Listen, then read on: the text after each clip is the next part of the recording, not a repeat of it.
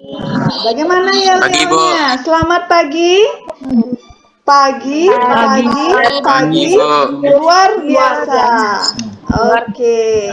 Terima kasih anak-anak ya. Pada kesempatan pagi ini, anak-anak sudah siap mengikuti pembelajaran. Sudah ada 20 orang yang bergabung. Ya, coba Ibu lihat dulu siapa saja yang sudah gabung.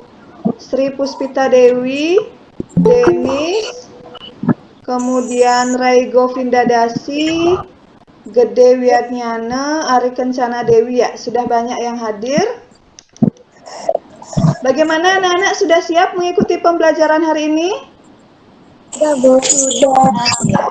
Sebelum kita mulai pembelajaran, mari kita berdoa terlebih dahulu anak-anak ya. Supaya kegiatan pembelajaran kita hari ini berjalan dengan lancar. Silakan ketua kelas dipimpin dulu doanya.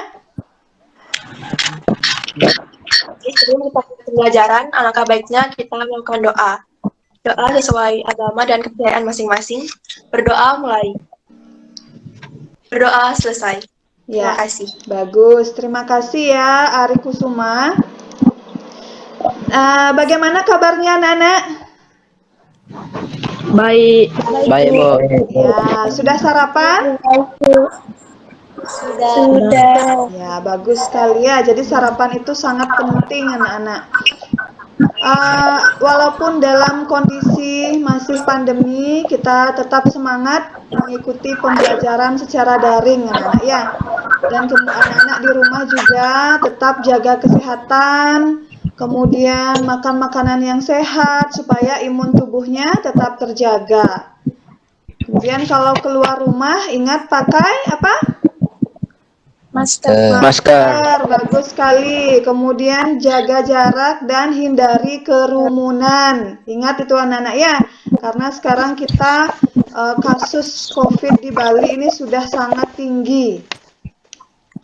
Nah, baiklah anak-anak, minggu lalu Ibu sudah memberikan materi mengenai pembukaan Undang-Undang Dasar 1945. Ya, siapa yang masih ingat? Siapa yang masih ingat pembukaan Undang-Undang Dasar 1945 itu mengandung nilai apa anak-anak? Mengandung nilai apa? Denis, coba. Mengandung nilai universal dan nilai lestari. Anak-anak lupa ya, berarti belum baca bukunya. Ya, jadi pembukaan Undang-Undang Dasar itu mengandung nilai universal, mengandung nilai lestari. Nilai universal itu artinya apa? Bahwa bangsa-bangsa beradab di dunia. ya, pembukaan Undang-Undang Dasar 1945 itu menjunjung tinggi hak asasi manusia, ya. Menjunjung tinggi peradaban di dunia. Bagus sekali. Kemudian hubungan proklamasi dengan Undang-Undang Dasar. Siapa yang masih ingat? Apa hubungan proklamasi dengan Undang-Undang Dasar? Angkat tangannya. Edi Saputra, coba Edi. Itu pernyataan kemerdekaan bangsa Indonesia. Ya, jadi proklamasi itu adalah pernyataan kemerdekaan Indonesia hubungannya dengan pembukaan Undang-Undang Dasar bahwa dalam pembukaan Undang-Undang Dasar itu terdapat uraian terperinci dari proklamasi kemerdekaan, ya. Nah, pada hari ini kita akan lanjutkan materinya anak-anak, yaitu mengenai kedudukan dan fungsi Undang-Undang Dasar 1945. Ya. Nah, minggu lalu Ibu sudah ajarkan itu kenapa kita harus memiliki Undang-Undang Dasar. Ya. Jadi setiap negara yang merdeka itu harus memiliki aturan ya. Jadi setiap negara itu harus memiliki aturan. Masih ingat enggak? Aturan itu ada aturan yang tertulis dan peraturan hukum yang tidak tertulis ya. Aturan hukum tertulis di Indonesia. Oke, Ibu ulangi anak-anak ya. Jadi setiap negara itu harus memiliki apa anak-anak? Peraturan ya. Kenapa harus memiliki peraturan?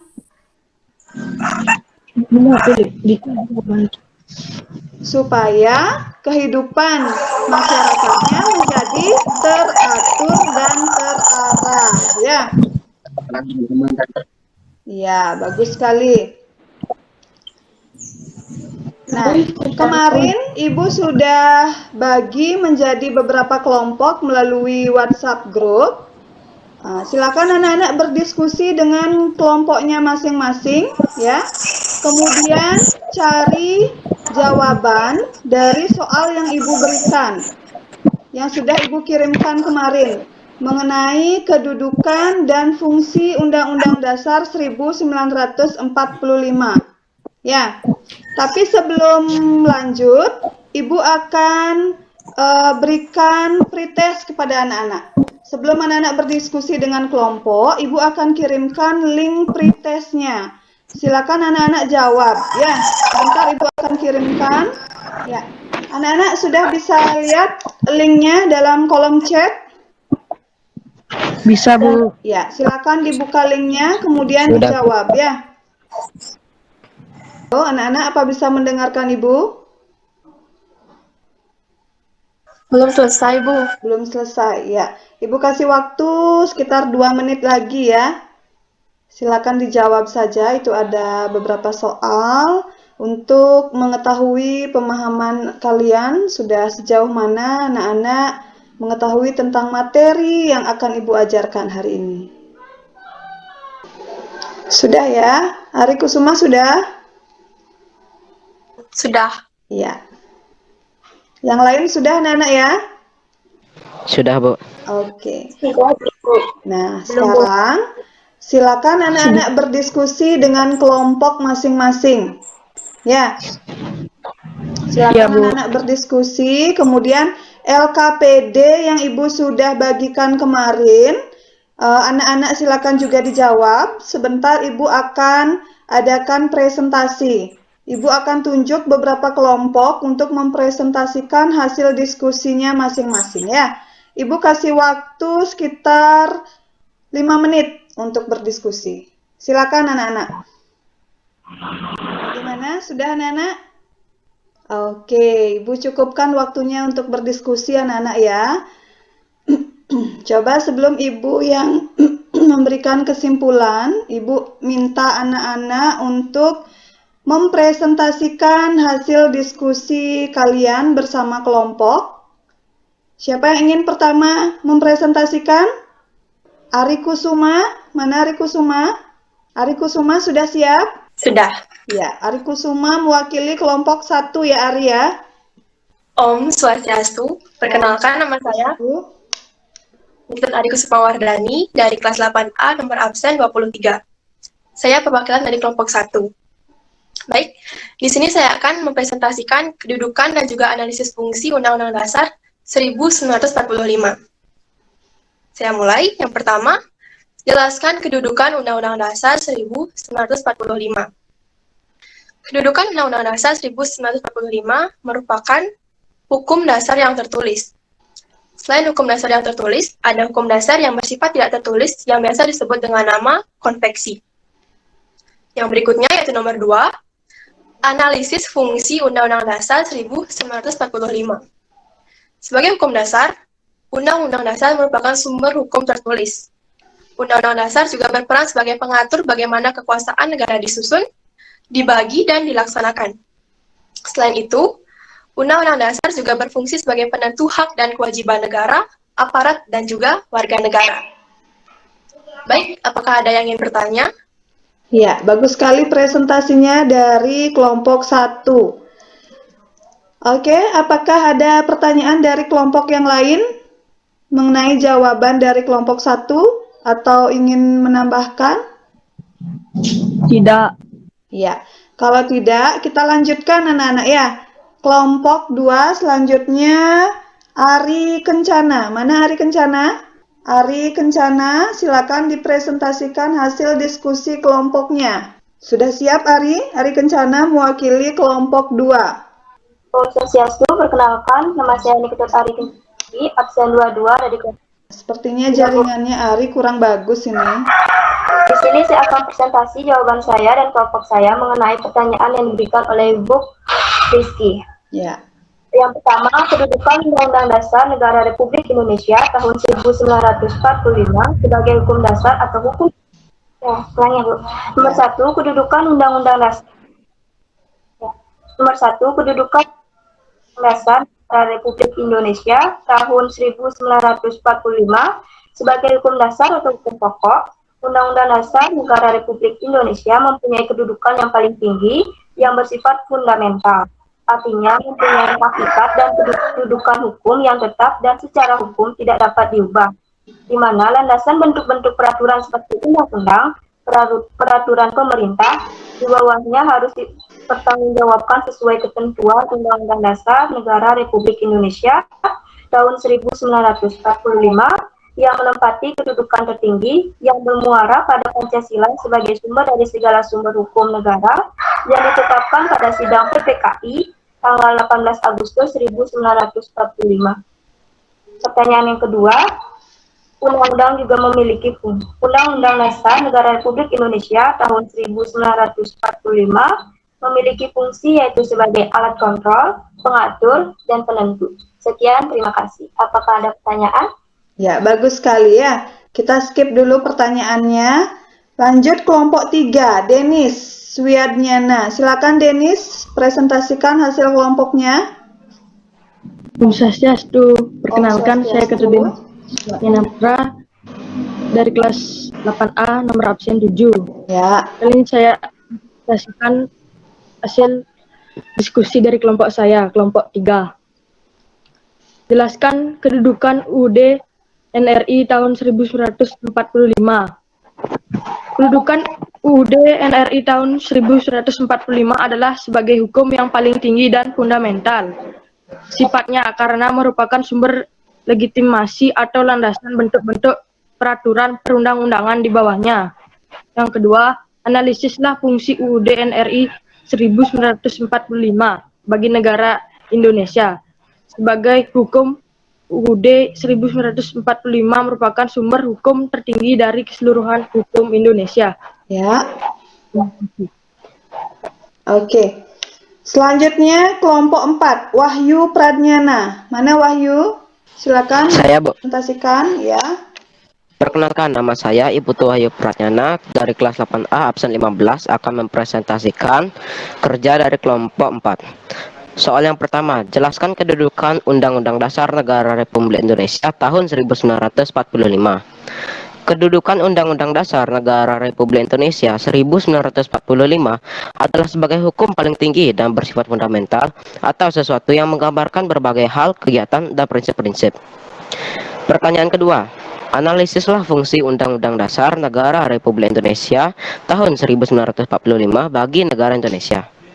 Jawaban, sebagai hukum dasar yang mengatur kehidupan ketatanegaraan Indonesia dengan skala keterbatasannya. Apakah ada pertanyaan? Ya, bagus sekali presentasinya. Kita berikan tepuk tangan untuk wakil-wakil kelompok yang sudah dengan sangat baik menyajikan hasil diskusinya. Nah, sebelum lanjut ke presentasi LKPD, jadi Ibu akan jelaskan sedikit ya mengenai kedudukan dan fungsi Undang-Undang Dasar Negara Republik Indonesia. Anak-anak sudah bisa lihat PowerPoint-nya? Bisa, Bu. Ya, jadi Bisa, Bu. ada 4 sub materi yang akan kita bahas. Yang pertama adalah kedudukan Undang-Undang Dasar, kemudian fungsi Undang-Undang Dasar, sistematika Undang-Undang Dasar, dan manfaat Undang-Undang Dasar. Nah, sebelumnya Ibu sudah instruksi kepada anak-anak semua untuk membaca terlebih dahulu. Ya. Nah, kemudian Ini adalah indikator pencapaian kompetensi kita. Yang pertama yaitu kedudukan Undang-Undang Dasar Negara Republik Indonesia, kemudian fungsi Undang-Undang Dasar Negara Republik Indonesia, dan mempresentasikan laporan hasil telaah kedudukan dan fungsi. Anak-anak tadi sudah menjelaskan ini ya, laporan hasil telaah kedudukan dan fungsi dari Undang-Undang Dasar. Nah, selanjutnya anak-anak coba perhatikan gambar yang ada dalam PowerPoint. Ada 3 gambar. Coba perhatikan. Sudah semua bisa melihat? Sudah, Bu. Ya. Coba Ari Kusuma. Yang pertama ini gambar apa, Ari? Gambar para tahanan dari KPK. Iya. Kalau tahanan KPK berarti dia melakukan tindak kejahatan apa? Korupsi. Korupsi. Bagus sekali ya. Biasanya yang melakukan korupsi itu siapa?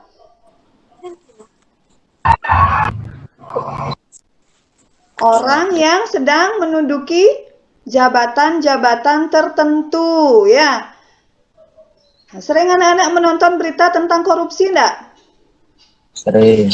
Iya, biasanya orang-orang yang melakukan tindakan korupsi itu adalah orang-orang yang sedang duduk dalam jabatan-jabatan tertentu. Sehingga dia lupa akan kewenangannya, lupa akan jabatannya.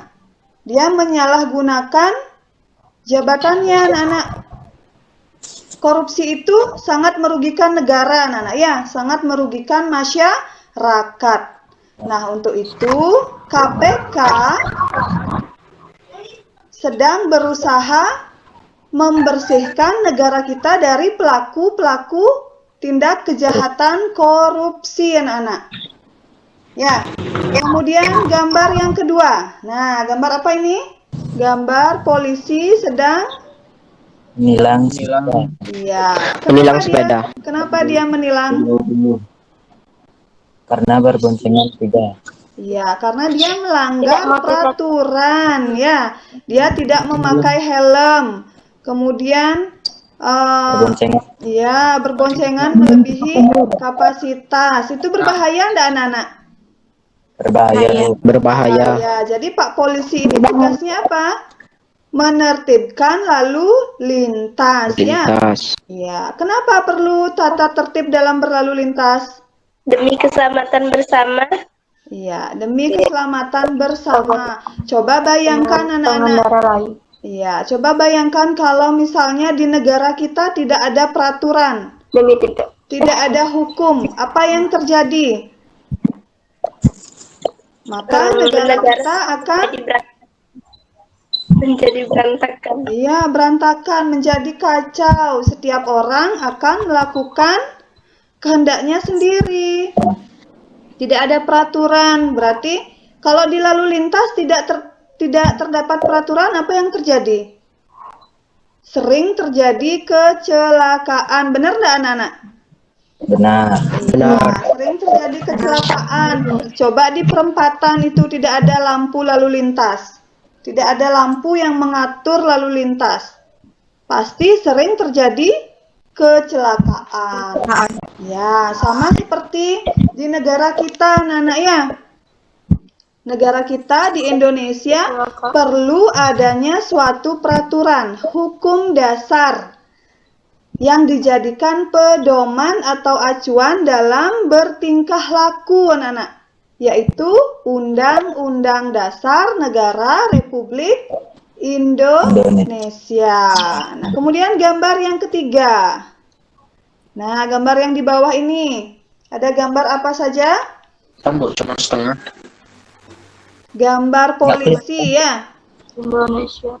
Gambar polisi, kemudian ada hakim, ada jaksa, ada pengacara. Jadi ini adalah lembaga-lembaga penegak hukum di Indonesia. Anak-anak tahu kan ya?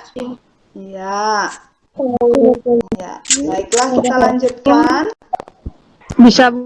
Nah, selanjutnya itu ada gambar siapa kira-kira ini?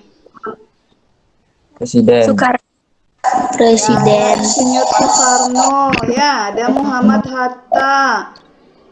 Nah, ini adalah tokoh-tokoh panitia 9. Masih ingat nggak dulu di kelas 7 pada proses pembentukan Undang-Undang Dasar? Masih ingat? Masih ya? Ya, jadi panitia 9 ini adalah panitia yang merancang hukum dasar atau Undang-Undang Dasar Negara Republik Indonesia, ya. Nanti anak pelajari siapa saja tokoh-tokoh panitia 9, anak-anak. Ya, jadi ini ada konstitusi, hukum. Konstitusi ada tertulis dan tidak tertulis. Konstitusi tertulis adalah Undang-Undang Dasar Negara Republik Indonesia. Pernah anak-anak membaca UUD NRI tahun 45? Pernah. Ya, terdiri dari pembukaan dan pasal-pasal.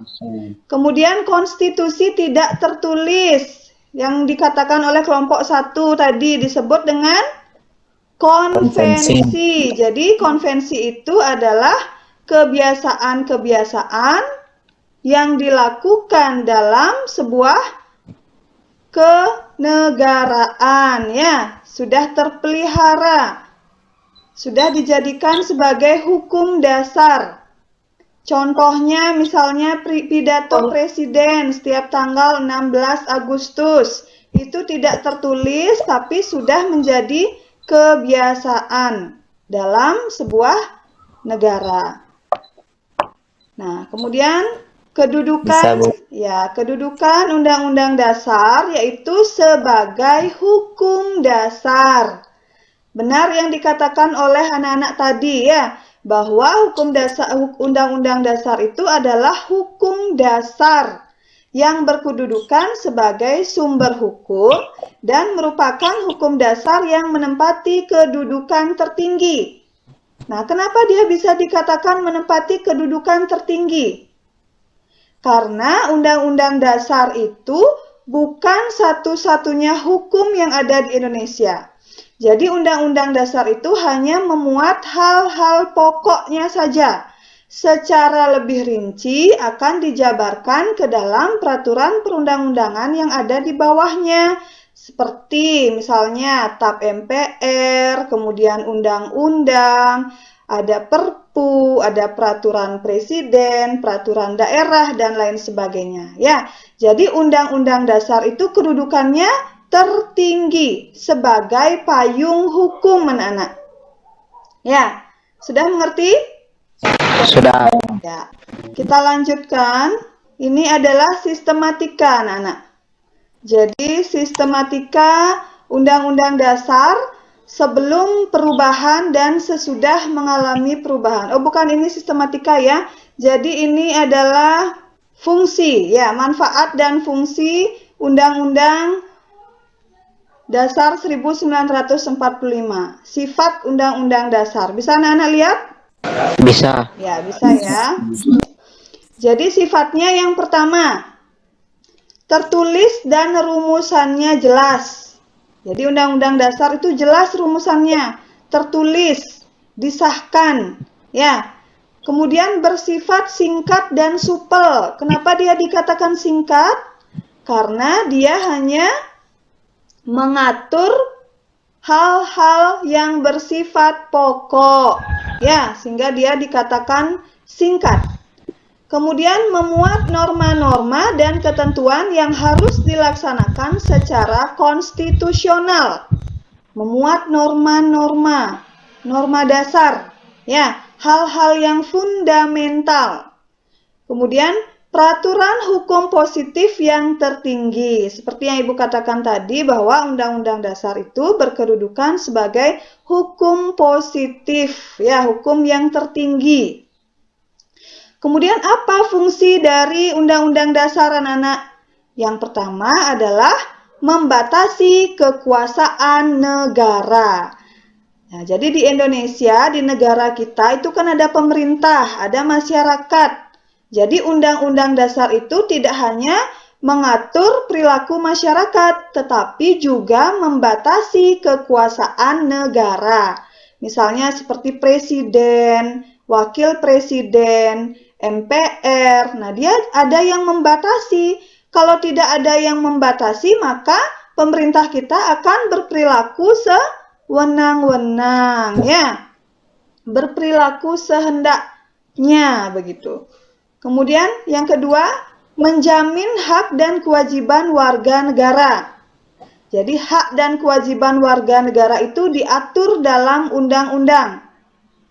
Kemudian memberi legitimasi pada kekuasaan pemerintah. Cerminan penyelenggaraan pemerintah. Dan yang terakhir, mengontrol peraturan di bawahnya. Jadi itu adalah fungsi dari Undang-Undang Dasar. Nah, maksud dari mengontrol peraturan di bawahnya itu artinya peraturan perundang-undangan yang bertentangan dengan Undang-Undang Dasar itu tidak boleh berlaku, anak-anak, ya. Baik, kita lanjutkan. Sampai di sini dulu ada pertanyaan kira-kira? Tidak, Bu. Tidak. Ya, kita lanjutkan ya. Ini adalah sistematika. Sistematika Undang-Undang Dasar 1945 sebelum mengalami perubahan atau disebut dengan amandemen. Ya, amandemen atau perubahan dalam Undang-Undang Dasar 1945. Sebelumnya, Ibu tanya kepada anak-anak, lembaga apa yang berhak merubah Undang-Undang Dasar? MPR. MPR, bagus sekali ya. Jadi, tata cara perubahan Undang-Undang Dasar itu terdapat dalam pasal 37. Nanti anak-anak baca sendiri, cari informasi dari berbagai sumber, apa saja isi dari pasal 37. Jadi ada beberapa pasal-pasal yang tidak boleh mengalami perubahan. Ya, misalnya seperti pembukaan, itu tidak boleh dilakukan perubahan. Masih ingat enggak minggu lalu Ibu ajarkan, kenapa pembukaan tidak boleh dilakukan perubahan? Masih. Ya, Cynthia, kenapa Cynthia?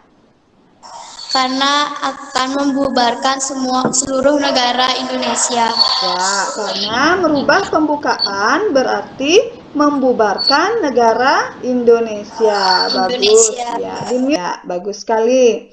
Nah, ini adalah sistematika Undang-Undang Dasar sebelum mengalami perubahan. Yang pertama, pembukaan terdiri dari 4 alinea. Kemudian batang tubuh. Nah, batang tubuhnya terdiri dari 16 bab, 37 pasal, 49 ayat, 4 pasal peraturan peralihan, dan 2 ayat aturan tambahan. Jadi, terdiri dari 16 bab, 37 pasal, 49 ayat, dan 4 pasal peraturan peralihan. Nah, kemudian sistematika setelah perubahan. Nah, sistematika setelah perubahan itu yang pertama, pembukaan tetap 4 alinea, kemudian batang tubuh terdiri dari 73 pasal, 170 ayat, 3 pasal aturan peralihan, dan 2 ayat aturan tambahan. Ya, sampai di sana ada pertanyaan? Tidak. Ya, bagus sekali ya. Tidak, Bu. Nah, ini yang terakhir, yaitu manfaat Undang-Undang Dasar Negara Republik Indonesia tahun 1945. Apa sih manfaat Undang-Undang Dasar bagi bangsa dan negara Indonesia? Govinda Dasi bisa baca enggak? Yang pertama. Bisa, Bu. Ya, silakan. Menurut saya, manfaat Undang-Undang Dasar Negara Republik Indonesia tahun 1945 bagi warga negara serta bangsa Indonesia adalah mengatur norma-norma di Republik Indonesia, mampu mengarahkan warga negara Indonesia kepada kehidupan yang tertib dan damai, agar terciptanya kehidupan yang sejahtera. Terima kasih. Ya, bagus sekali ya. Jadi, manfaat dari Undang-Undang Dasar yang pertama adalah penuntun dan pedoman dalam kehidupan berbangsa dan bernegara. Nah, sama seperti kita dalam lingkungan sekolah. Dalam lingkungan sekolah itu ada tata tertib sekolah. Misalnya, anak-anak harus berpakaian sesuai dengan seragam sekolah yang sudah ditentukan. Nah, coba kalau tidak ada peraturan atau tata tertib, maka anak-anak datang ke sekolah dengan pakaian yang semaunya. Ya, itu contoh. Kemudian yang kedua, suatu landasan untuk mengatur keseluruhan warga negara Indonesia. Kemudian mengarahkan warga negara Indonesia kepada kehidupan yang tertib. Nah, jadi kalau kita sebagai warga negara Indonesia semua taat pada peraturan, maka kita akan menjadi negara yang tertib, damai. Ya, tidak ada yang namanya kejahatan. Kalau saja semua warga negara sadar akan peraturan atau hukum yang berlaku di Indonesia. Nah, ya. Nah, selebihnya silakan anak-anak cari, kemudian diskusi bersama teman apa saja manfaat Undang-Undang Dasar Negara Republik Indonesia. Nah, sampai di sana ada pertanyaan anak-anak? Tidak ada? Ya, kalau tidak ada, sekarang silakan anak-anak LKPD-nya dibuka kembali. Kemudian anak-anak jawab, ada beberapa permasalahan di sana yang Ibu berikan. Silakan Ibu kasih waktu beberapa menit untuk anak-anak menjawab ya. Nah, barangkali ada yang sudah menjawab anak-anak LKPD-nya, siapa yang ingin mempresentasikan hasil lembar kerja peserta didiknya? Ayo, yang sudah? Ya, Govinda Dasi, silakan Govinda. Yang nomor 2 itu menurut pengamatan saya, pada gambar pertama saya melihat anak-anak putus sekolah. Sedangkan gambar kedua saya melihat beberapa siswa belajar dengan ICT. Untuk pertanyaan yang ketiga, gambar pertama, kedudukan dan fungsi Undang-Undang Negara Republik Indonesia apabila dilakukan secara terburu-buru mengakibatkan munculnya peraturan perundang-undang yang menyengsarakan rakyat, merugikan rakyat, bangsa, dan negara. Gambar 2, kedudukan dan fungsi Undang-Undang Negara Republik Indonesia dapat menyesuaikan UUD 1945 dengan perkembangan zaman, maka UUD 1945 akan lebih relevan dengan kehidupan masyarakat. Ya, sudah Govinda? Sudah. Oke, yang lain sekarang. Siapa yang ingin mempresentasikan LKPD-nya yang sudah Ibu berikan sebelum nanti Ibu periksa? Coba dipresentasikan dulu. Wahyu Pradnyana, sudah Wahyu? Belum, Bu. Ari Kusuma? Mana Ari? Baik, untuk yang nomor 2, masalah dari kutipan teks di atas adalah kemiskinan yang belum teratasi di Indonesia. Dan yang B, kaitannya dengan materi pembelajaran ini adalah dampak negatif dari kedudukan Undang-Undang Dasar jika tidak dikelola dengan tepat. Ya, bagus sekali. Solusinya, mengelola Undang-Undang Dasar dengan baik tanpa merugikan pihak manapun, update data penduduk. Ya, bagus sekali anak-anak ya. Ya, oke Ibu cukupkan karena waktu yang sangat terbatas. Ya, sebenarnya Ibu ingin sekali mendengarkan hasil presentasi dari semua anak-anak, tapi karena waktu yang cukup singkat ini, sebelum kita akhiri, jadi Ibu adakan post-test lagi sekali ya. Jadi anak-anak tadi sudah melaksanakan pretest, sekarang Ibu akan kasih soal post-test. Usahakan nilainya meningkat anak-anak ya. Jadi Ibu akan kirimkan link post-test. Nah, sudah anak-anak? Ya, silakan. Ya, silakan anak-anak jawab post-testnya. Sudah bisa lihat anak-anak semuanya? Sudah, Bu. Ya, bagus sekali. Silakan dijawab ya. Sudah, anak-anak? Belum, Bu. Ya. Nanti skornya akan langsung terlihat di sana ya. Jadi anak-anak bisa melihat hasil pemahaman anak-anak sebelum dilaksanakan pembelajaran dan setelah dilaksanakan pembelajaran. Apakah meningkat, tetap, atau bahkan menurun? Oke, Ibu sudahi ya, waktunya sudah selesai. Nomor absen 14, Iputu siapa ini? Berapa nilainya? Oh, 100. Ya, bagus sekali ya. Nanti Ibu cek juga. Ibu masukkan ke daftar nilai nanti untuk pertemuan yang kedua ini. Ya, Ibu anggap sudah semua ya? Sudah semua mengisi link post test. Nah, selanjutnya kita akan melaksanakan refleksi pembelajaran hari ini, yaitu menarik kesimpulan apa yang telah kita pelajari hari ini anak-anak. Nah, tadi ya beberapa yang sudah presentasi LKPD, Ibu sangat berikan apresiasi yang luar biasa. Anak-anak sudah mampu memecahkan sebuah permasalahan, di mana Ibu tadi berikan beberapa gambar. Anak-anak mampu mengamati dengan sangat antusias ya.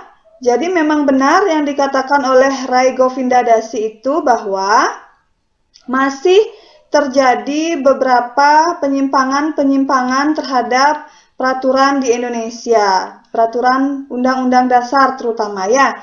Misalnya terdapat kemiskinan, anak-anak terlantar, yang mana seharusnya anak-anak terlantar, kemudian kesejahteraan masyarakat itu sepenuhnya tanggung jawab pemerintah.